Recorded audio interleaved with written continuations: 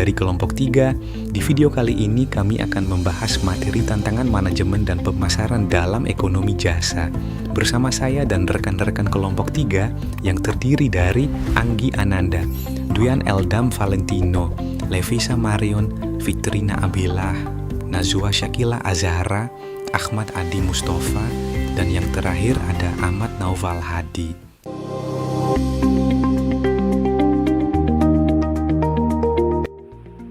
Assalamualaikum warahmatullahi wabarakatuh. Perkenalkan, nama saya Anggi Ananda. Saya di sini ingin menjelaskan terkait karakteristik heterogenitas variabilitas jasa. Nah, heterogenitas atau variasi kualitas pelayanan hampir tidak terelakkan karena sangat tergantung pada faktor manusia seperti karyawan dan pelanggan. Penggunaan teknologi atau mesin kadang tidak disukai pelanggan yang lebih memilih interaksi nyata. Namun, variabilitas juga bisa menjadi aset untuk memberikan layanan yang terpersonalisasi atau autentik. Adapun di sini strategi mengelola heterogenitas jasa yang pertama itu ada standarisasi yang fleksibel atau SOP, menyusun produk. Perkenalkan saya, Duyan Eldam Valentino dengan NIM 231010501220. Saya akan menjelaskan tentang karakteristik tidak dapat dipisahkan. Inseparability merupakan salah satu pilar utama yang membedakan sifat dasar jasa dari barang fisik, di mana proses produksi, pembelian, dan konsumsi jasa terjadi secara bersamaan garis miring simultan. Berbeda dengan barang manufaktur yang bisa diproduksi di pabrik, disimpan di gudang, lalu didistribusikan ke toko sebelum akhirnya dikonsumsi, jasa menuntut interaksi langsung yang membuat siklus tersebut melebur dalam satu waktu dan tempat. Kondisi ini memaksa pelanggan untuk hadir secara fisik maupun keterlibatan mental di pabrik, pelayanan seperti klinik, hotel, atau salon, dan bertindak aktif sebagai co-producer yang memengaruhi kualitas hasil akhir pelayanan tersebut. Akibatnya, penyedia jasa menghadapi tantangan besar dalam hal keterbatasan skala ekonomi karena kapasitas produksi sangat bergantung pada waktu dan tenaga manusia yang terbatas, serta sangat rentan terhadap faktor eksternal seperti suasana hati personel dan perilaku pelanggan lain yang berada di lokasi yang sama. Untuk menyiasati keterbatasan ruang dan waktu ini, industri jasa modern kini mulai menerapkan strategi adaptif, seperti digitalisasi pelayanan melalui aplikasi, otomatisasi sistem, serta pelatihan interpersonal yang intensif bagi staf garis depan guna memastikan konsistensi kualitas pada setiap momen pelayanan. Karakteristik mudah rusak, perishability, dan kepemilikan. Jasa tidak dapat diproduksi terlebih dahulu untuk disimpan di gudang atau dijual di masa depan. Contohnya, kursi pesawat atau kamar hotel yang kosong.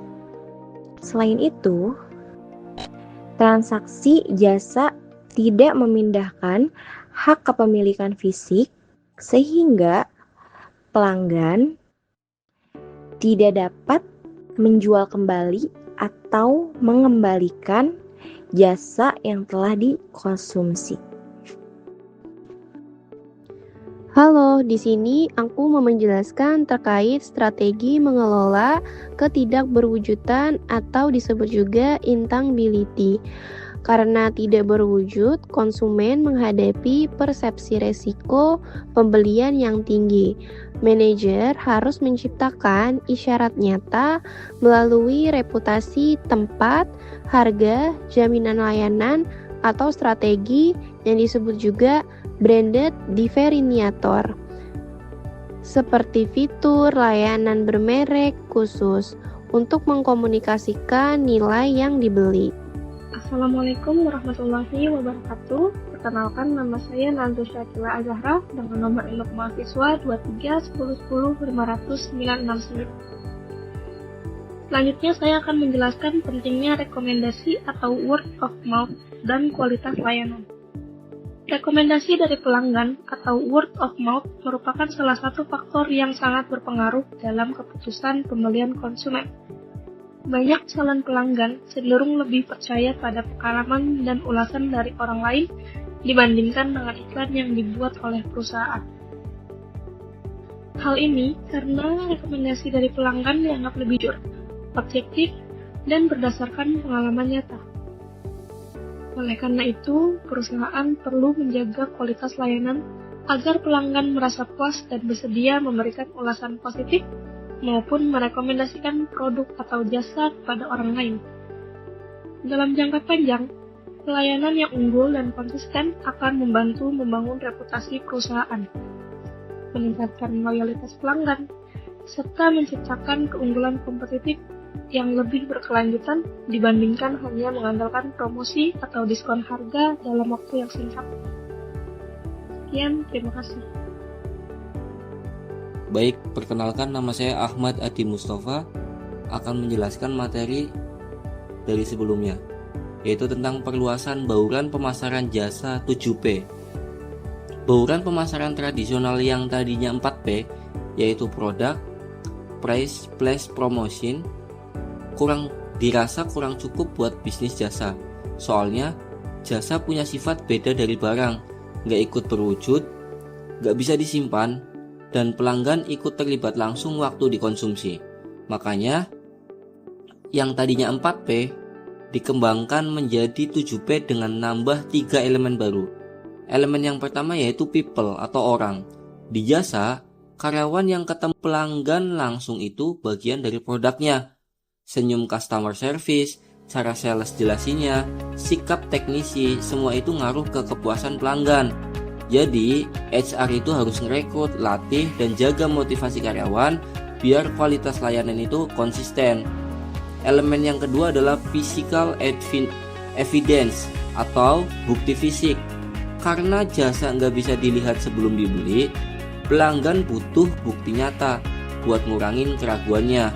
Contoh, desain interior toko, seragam karyawan, kemasan, website, sampai struk digital. Semua ini menjadi sinyal kualitas sebelum pelanggan ngerasa jasanya. Elemen yang ketiga yaitu proses.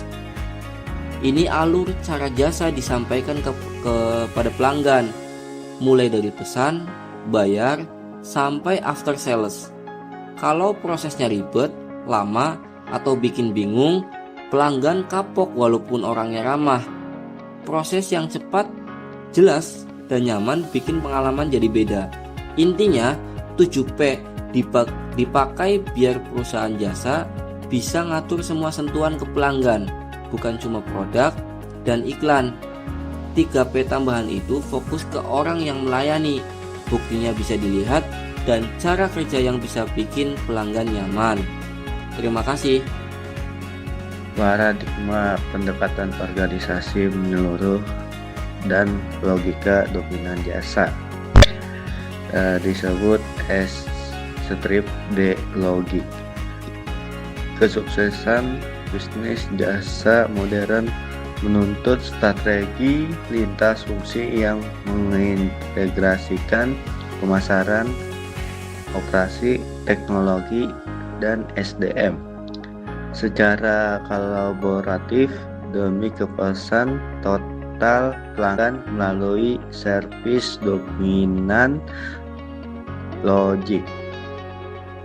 Jasa buka kurung bukan barang dipandang sebagai dasar utang dari semua bentuk pertukaran ekonomi, di mana barang fisik hanyalah mendorong dalam proses penciptaan nilai bersamaan atau disebut